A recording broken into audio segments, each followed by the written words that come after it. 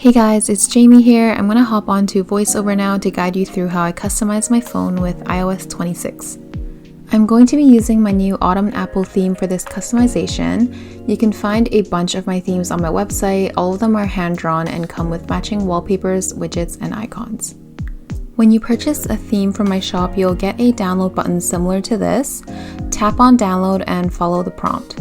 With the new Safari user interface now, you'll find all of your downloads by tapping on the address bar. Tap on the magnifying glass and it will automatically locate the downloaded zip file for you in your Files application. Then tap on the zip file and it will extract out a blue folder. Go into the blue folder and save all of the images to your gallery. You can do this by tapping on the three dots to select, then select all, and tapping the share button to save the images.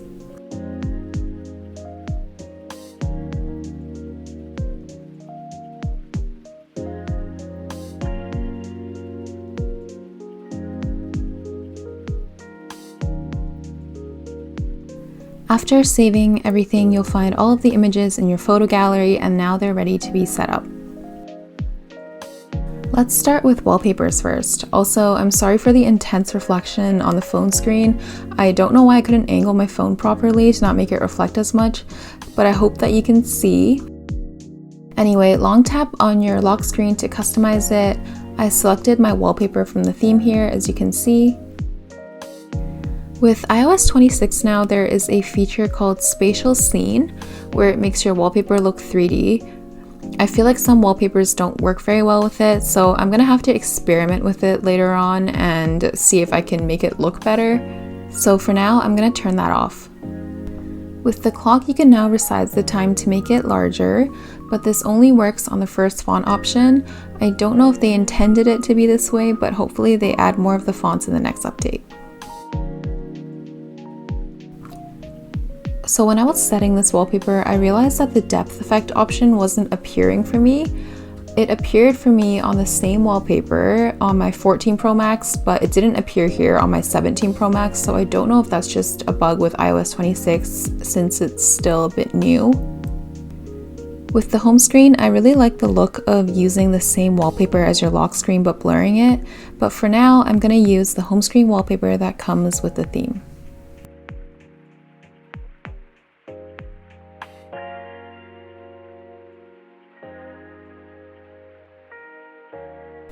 Moving on to the icons.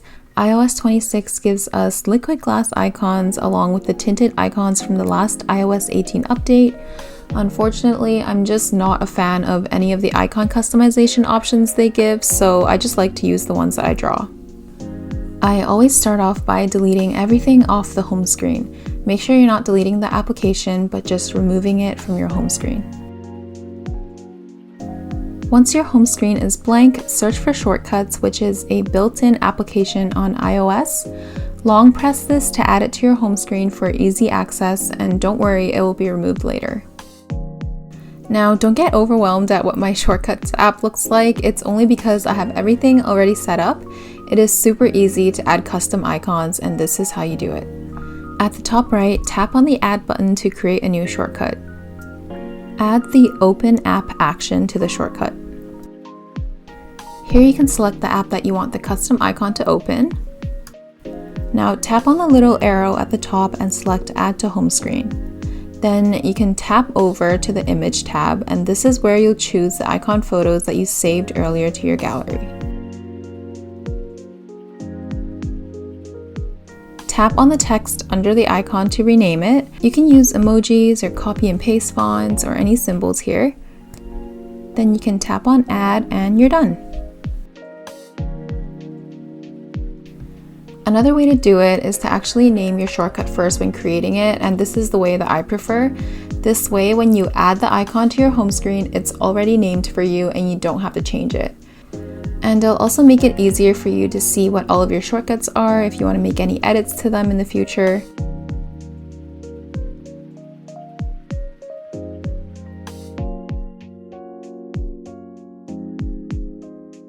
When you open a custom icon, you'll also see a checkmark notification quickly appear and disappear in the dynamic island. So you basically just repeat this process until you've added all of the icons that you want.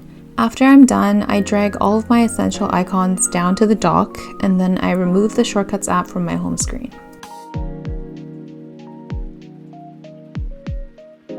At this point is when I add my widgets. The one calendar widget I always use is from Color Widgets, which you can search in the App Store. It's free to use and there's lots of customization options.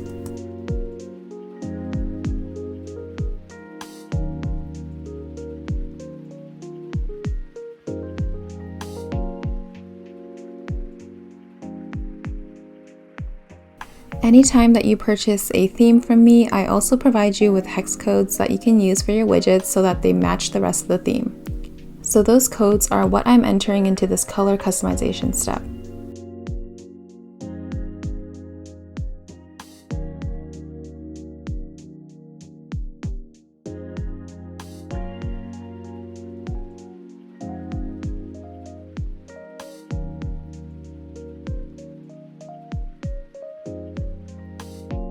After you're done saving it, you can then add the widget to your home screen by long pressing it and then selecting from the menu at the top left.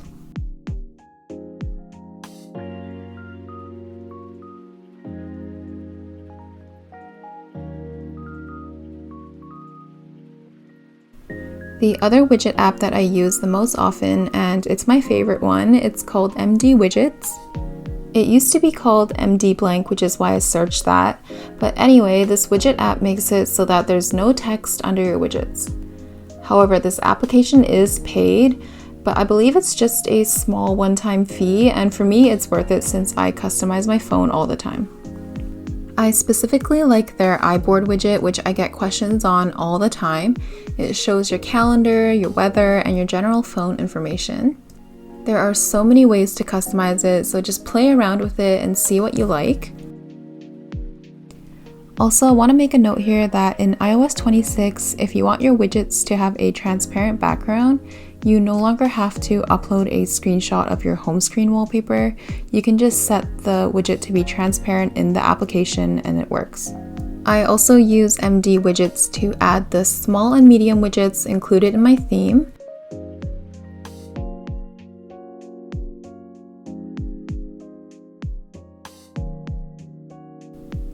And there's also this cute date widget that I get lots of questions on as well.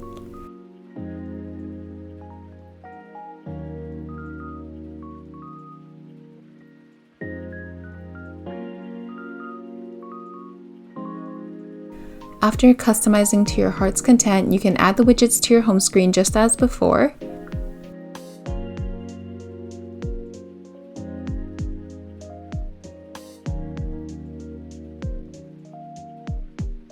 At this point, I do a lot of rearranging until I'm happy with the look, but that's pretty much it. I'm gonna stop the voiceover here now and you can enjoy the rest of the video. Thank you so much for watching and I hope you all enjoy the new iOS.